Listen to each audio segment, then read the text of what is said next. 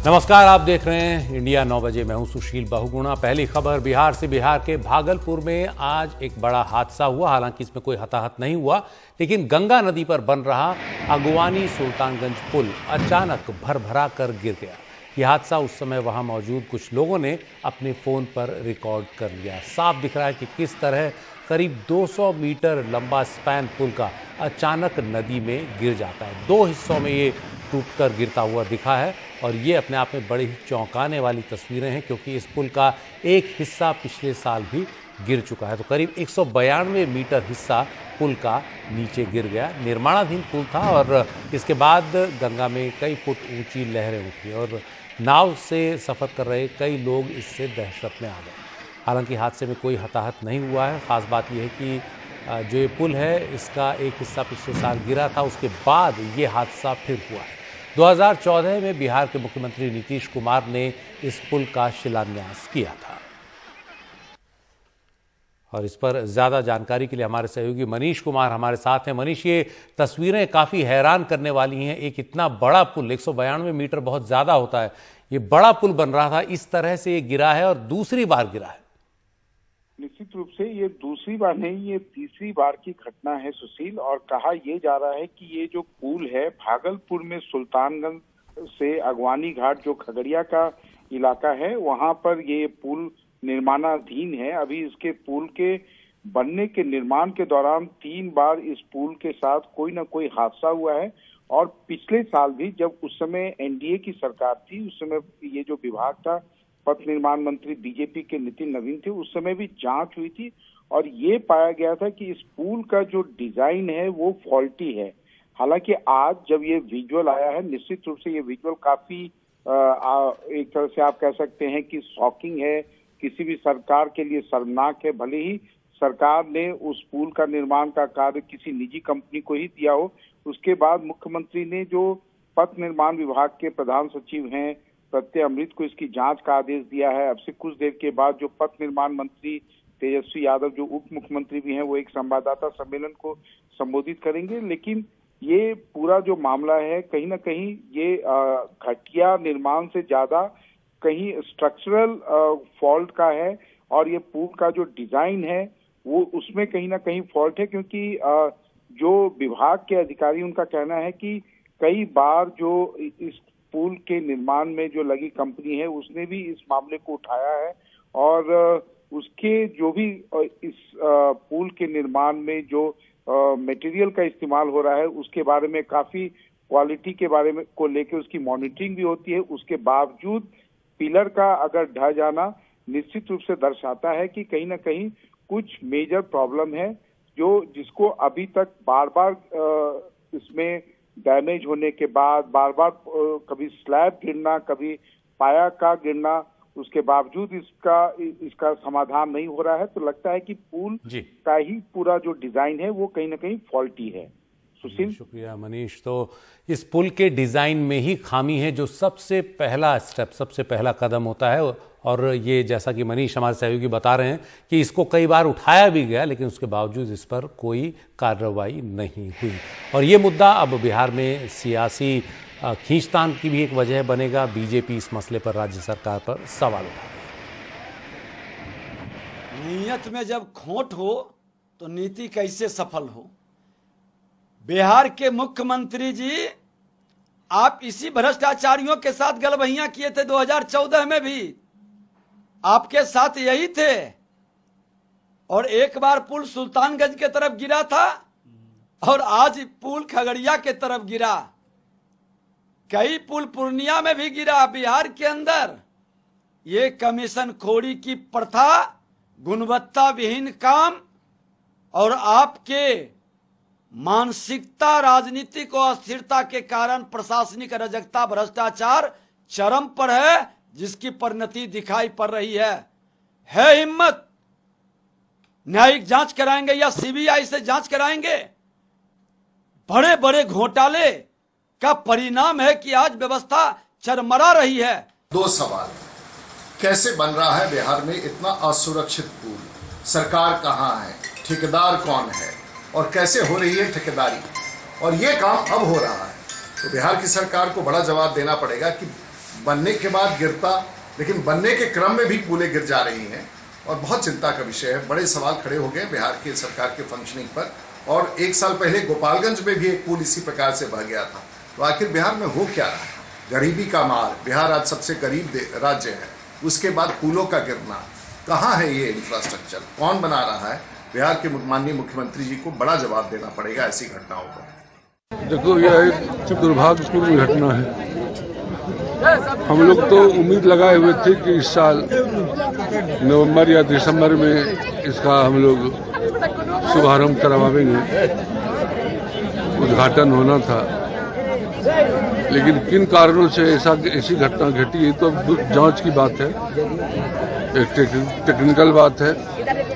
इसमें एक्सपर्ट से जांच होगी और पूर्ण जानकारी ली जाएगी और जो भी दोषी होंगे दंडित होंगे, इसमें दो राय नहीं रहेगा।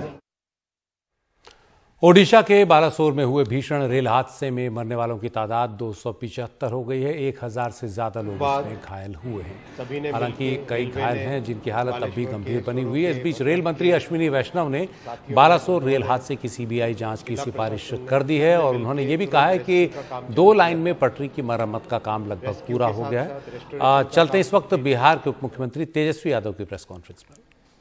और ये पहली बार नहीं हुई। 30 अप्रैल 2022 को आंधी आने के कारण से जो सुपर स्ट्रक्चर का जो सेगमेंट था वो गिरा था और आप सब लोगों को पता होगा उस समय हम विपक्ष के नेता रहे, ऑपोजिशन लीडर रहे और हमने इस पे सवाल उठाए थे। और आप सब लोगों को अवगत कराना चाहेंगे कि इससे जुड़ा हुआ जो सवाल है ये विधानसभा में भी 2 बार आया। पहला सवाल जो आया था वो अजीत शर्मा जी का था, वो दिनांक 1 मार्च 2023 को आया था। उस समय हमने अगवानी घाट पे जो पुल बन रहा था सुल्तानगंज से गंगा नदी के ऊपर, उसको लेकर के जवाब हमने दिया था और वो जवाब आप लोगों के समक्ष है, यहाँ पर है। और दूसरा सवाल एक और आया था, वो तारीख है 13 मार्च 2023। ये डॉक्टर संजीव हैं, परबत्ता के विधायक हैं, उन्होंने पूछा और दोनों बार हमने जवाब में ये बताया था कि दुर्घटना की जांच जो है प्रतिष्ठित संस्थान IIT बॉम्बे, IIT रुड़की एवं NIT पटना के विशेषज्ञ प्रोफेसर द्वारा कराया जा रहा है ताकि जो कारणों का सही पता लग पाए। और आप सब लोग जानते हैं स्ट्रक्चरल में जो बेहतर संस्थान जिसको माना जाता है वो IIT रुड़की को माना जाता है। जब पहली बार ये घटना हुई थी, जब हम नेता विरोधी दल थे, तो उस समय जो सेगमेंट जो टूटा था उसको लेकर के हम सब लोग आशंका में थे, शक में थे कि भाई इसकी पूरी तरीके से चाहे स्पैन हो, स्ट्रक्चरल हो, सारी सेगमेंट्स की जो है हम लोग जांच करा लें, उसके बाद जो हम लोग कोई कदम उठाएं। हमने नवंबर में रिव्यू मीटिंग भी की थी पथ निर्माण विभाग की, जिसमें हम सब लोगों ने निर्देश दिया था कि इसकी जांच होनी चाहिए। सारे संस्थानों को हम लोगों ने अप्रोच किया और IIT रुड़की को हम लोगों ने खास तौर पे माना कि इसका जो रिपोर्ट होगा उस आधार पे हम लोग काम करेंगे। IIT रुड़की का ये रिपोर्ट है, पियर नंबर 5 अगवानी घाट सुल्तानगंज ब्रिज को लेकर के। इसमें साफ साफ इस रिपोर्ट में अगर हम पढ़ें तो हम आपको बता दें, on the 30th of April 2022 during a reported thunderstorm and under windy condition, यानी आंधी तूफान के कारण जो है वो गिरा और IIT Roorkee was approached to investigate the incident to try to come up with technical reason for this incident, और इसमें यह महत्वपूर्ण है कि to review the entire design, आप समझ जाइए कि IIT रुड़की कह रहा है to review the entire design to understand the forces and stresses on all components of the final system, and during construction stages this would be a thorough design check of all documents to ensure due diligence has been done in this area. यानी इस report के आधार पर बाकी का जो आपका structural जो design था, खासतौर पे जितने सेगमेंट थे, सबको हमारे डिपार्टमेंट ने तोड़ा। और हमने यहां जवाब में भी दो पर आप देखिएगा, विधानसभा के जवाब में भी बोला कि दुर्घटना होने के कारण क्षतिग्रस्त हो गया था, जिसकी जांच जो है IIT रुड़की द्वारा कराकर पुनः उक्त स्पैन को तोड़कर नए सिरे से तैयार करने का कार्य प्रगति पर है। यानी हम लोगों को शंका थी, उसलिए कई जो इसमें सेगमेंट्स थे हम लोगों ने ध्वस्त कर दिया, और पियर नंबर 5 का जो था उसको IIT रुड़की का है, उसमें रिपोर्ट भी आना है। यानी पहले से ही हम लोगों को शंका थी कि इसमें डिजाइन में फॉल्ट है, उसलिए काफी स्ट्रक्चरल चीजें जो हैं तोड़े गए, और हम लोगों का निर्णय था कि पूरी तरीके से तोड़ करके, क्योंकि बार बार कंप्लेन आ रहा था, माननीय सदस्यों ने दोनों बार जो है इस बात को दोनों सदस्यों ने विधानसभा में उठाया था, तो अब हम लोग निर्णय पे ले कि भाई नहीं, इसको पूरी तरीके से तोड़वा करके, क्योंकि कोई रिस्क नहीं लेना है, इसलिए पूरी तरीके से तोड़वा करके पुनः सिरे से हम लोग जो है कार्य को प्रारंभ करेंगे। तो अभी IIT रुड़की का भी जो रिपोर्ट आया था पियर नंबर 5 को लेकर के, और हमारे साथ ACS पथ निर्माण विभाग है, जो बातें हैं टेक्निकली ये आप लोगों को अवगत कराने का काम करेंगे।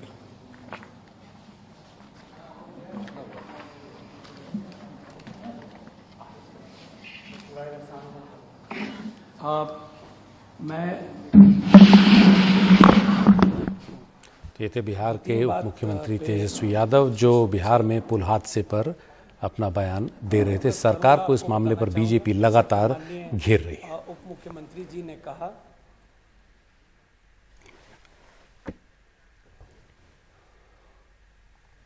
और अब बात बालासोर रेल हादसे की। रेल मंत्री अश्विनी वैष्णव ने इस हादसे की CBI जांच की सिफारिश कर दी है, और शुरुआती जांच में लग रहा है कि कहीं ना कहीं इलेक्ट्रॉनिक इंटरलॉकिंग सिस्टम में गड़बड़ी इस हादसे की वजह है। जो इंडिपेंडेंट बॉडी है कमिश्नर रेल सेफ्टी, उन्होंने इन्वेस्टिगेशन किया है। मेरा इस वक्त कमेंट करना ठीक नहीं होगा। Let the inquiry report come out, but the cause of the accident has been identified and the people responsible have been identified. So अभी कुछ भी कहना ठीक नहीं है। Let the entire thing be investigated by the proper investigating authorities. हमारा सारा का सारा फोकस रेस्टोरेशन पे है।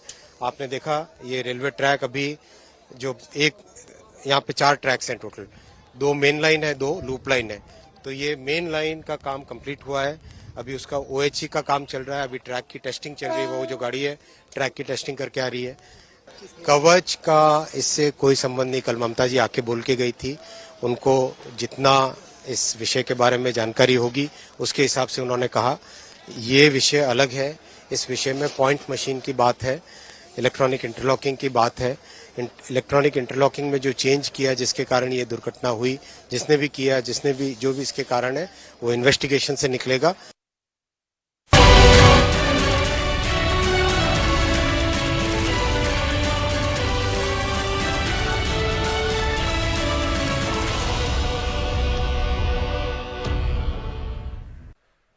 बालासोर रेल हादसे की जगह पर मरम्मत का काम जारी है। करीब 1000 लोग रेल लाइन की मरम्मत में जुटे हैं।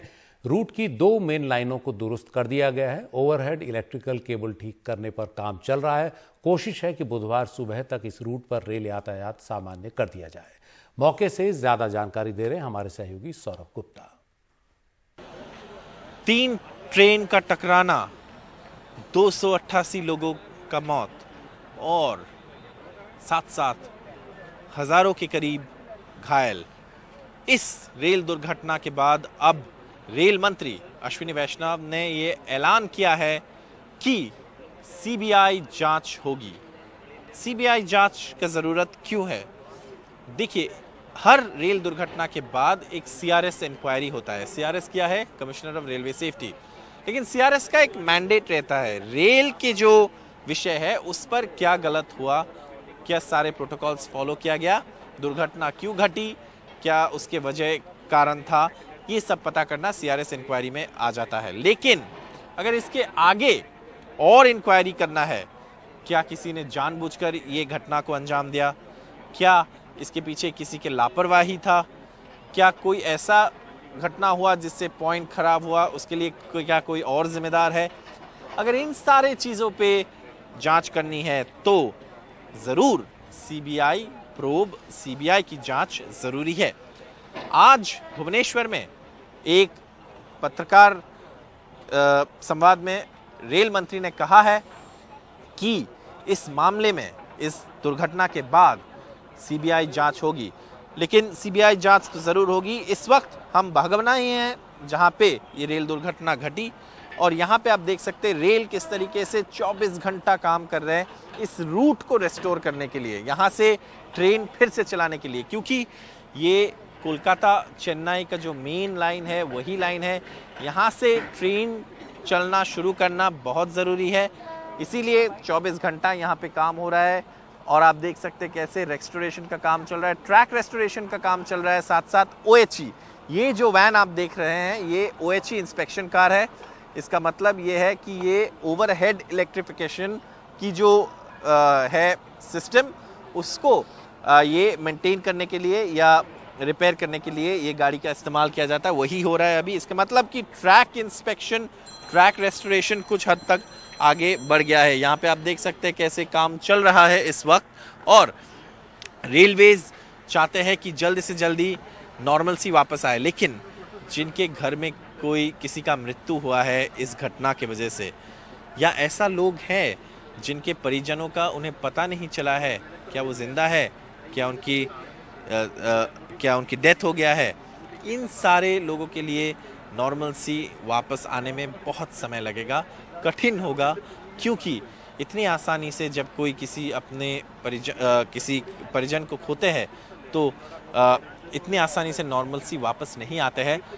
और रेल का ये ज़रूर प्रयास है कि ट्रेन यातायात इस रेल की पटरी से जल्दी शुरू हो जाए, क्योंकि ये बहुत इंपॉर्टेंट रूट है। जितने दिन ट्रेन यहाँ पे बंद रहेगा बहुत सारे लोगों का बहुत मुश्किल होगा। अब पुरी में इस समय बहुत लोग जाता है, रथ यात्रा के आसपास है समय, तो इसीलिए रेल चाहते हैं कि जल्दी से जल्दी इस रेल रूट को शुरू कर दिया जाए। इसलिए आप देख सकते हैं पूरे काम, पूरा तैयारी उसी को लेकर चल रहा है। कैमरा पर्सन पवन कुमार के साथ बहगुना, बालासोर जिले से Saurabh Gupta, NDTV India. Adani group के चेयरमैन गौतम अदानी ने ओडिशा में हुए भीषण रेल हादसे पर चिंता जताई। उन्होंने ट्वीट किया, लिखा कि ओडिशा की रेल दुर्घटना से हम सभी बेहद व्यथित हैं। हमने फैसला लिया है कि जिन मासूमों ने इस हादसे में अपने अभिभावकों को खोया है उनकी स्कूली शिक्षा की जिम्मेदारी अदानी समूह उठाएगा। पीड़ितों और उनके परिजनों को संबल और बच्चों को बेहतर कल मिले, ये हम सभी की संयुक्त जिम्मेदारी है।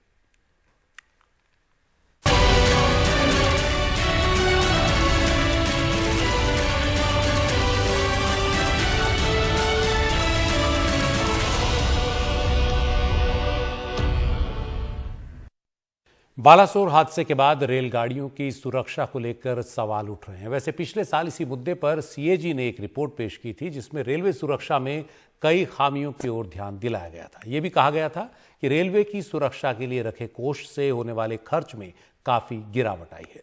ज्यादा जानकारी दे रही है हमारी सहयोगी प्रियांशी शर्मा।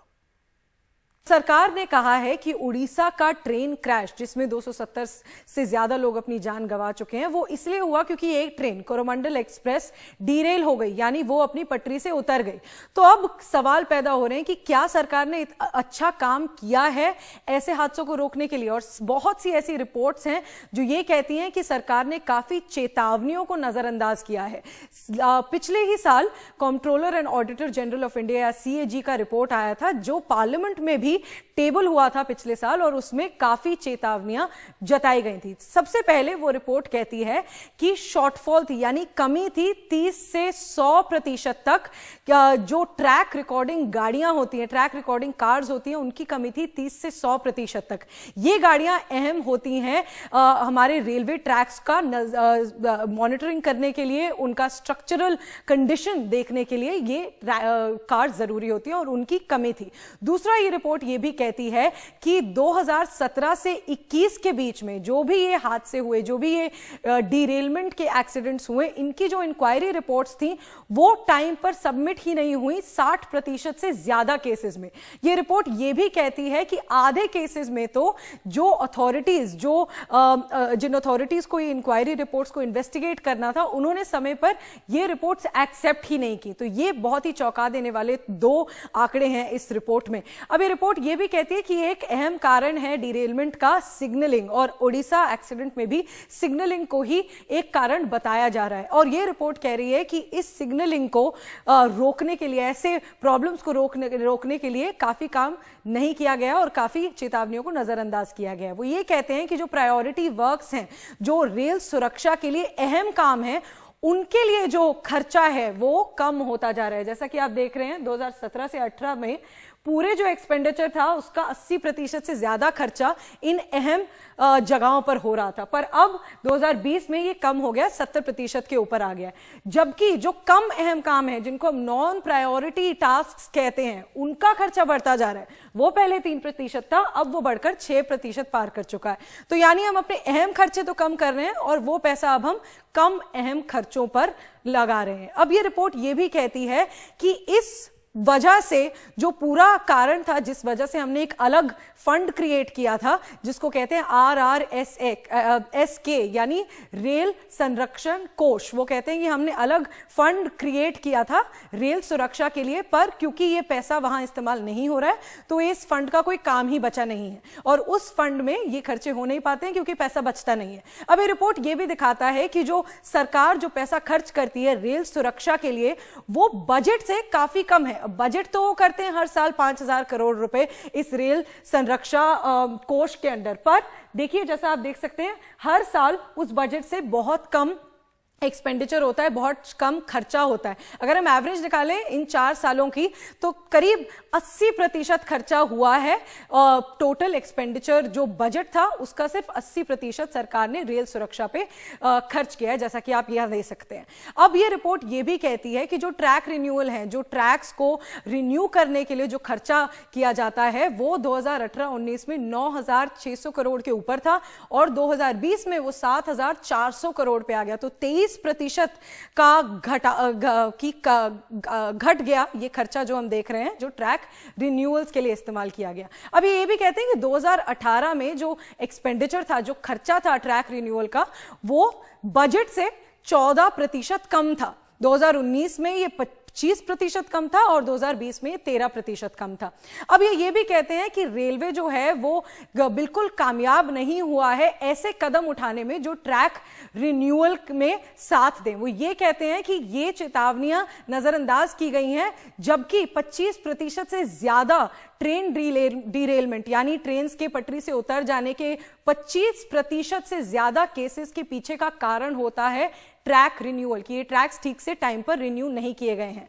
और हर 4 मेजर ट्रेन एक्सीडेंट में से 3 ट्रेन डीरेलमेंट का केस होता है। ये भी इस रिपोर्ट ने कहा है और तब भी ये वार्निंग्स इग्नोर हो गई हैं। अब ये रिपोर्ट ये भी कहती है कि उन्होंने सीरियस स्टाफ शॉर्टेजेस, यानी स्टाफ की बहुत कमियां थी जिनकी उन्होंने बात की है। वो ये कहते हैं कि जितने टोटल सिविल इंजीनियर्स चाहिए थे सारे जोन्स में इंडियन रेलवेज के, उनमें से 36% की कमी थी। 9 से 36% की कमी थी, अलग अलग जोन्स में अलग अलग कमी थी। एक और अहम स्टेटमेंट है इस रिपोर्ट में, वो ये कहते हैं कि जो सरकार का, जो इंडियन रेलवेज का जो रिस्क कंट्रोल सिस्टम है, जो रिस्क को कंट्रोल करने का जो उन्होंने पूरा मैकेनिज्म बनाया है, उसमें बहुत कमियां हैं। वो ये भी कहते हैं कि जो कदम सरकार को लेने चाहिए थे वो नहीं लिए गए हैं और लोगों को हायर करने के लिए, ताकि स्टाफिंग पूरी रिक्वायरमेंट के हिसाब से हो, उसके लिए भी कदम नहीं उठाए गए हैं। वो ये भी कहते हैं कि सरकार ने ऐसा कोई सिस्टम एस्टैब्लिश नहीं किया जिससे वो अपनी पिछली गलतियों से सीखें और आगे वो सेम गलतियां ना करें, इसके लिए भी कोई सिस्टम नहीं बनाया गया। लास्ट में वो ये भी कहते हैं कि इंडियन रेलवेज ऐसा कोई प्रिवेंटिव एक्शन नहीं मॉनिटर कर पाए। वो ये कहते हैं कि इंक्वायरी कमेटी जब भी बैठती है तो वो कुछ सुझाव देती है, कुछ रिकमेंडेशंस देती है, पर वो कहते हैं कि इंडियन रेलवेज ने इन सुझावों को लेकर कुछ किया ही नहीं। इन सुझावों को लेकर वो आगे कुछ महत्वपूर्ण बदलाव ला सके, ऐसा उन्होंने कुछ किया ही नहीं है। अब ये बहुत सीरियस लैप्सेस हैं, बहुत सीरियस चेतावनियां हैं जो इग्नोर की गई हैं भारतीय रेलवेज के द्वारा, और ये सीरियसली अगर ली गई होती समय पर तो क्या पता उड़ीसा ट्रेन जैसे और बहुत हादसे रोके जा सकते थे और बहुत सी जानें बचाई जा सकती थी।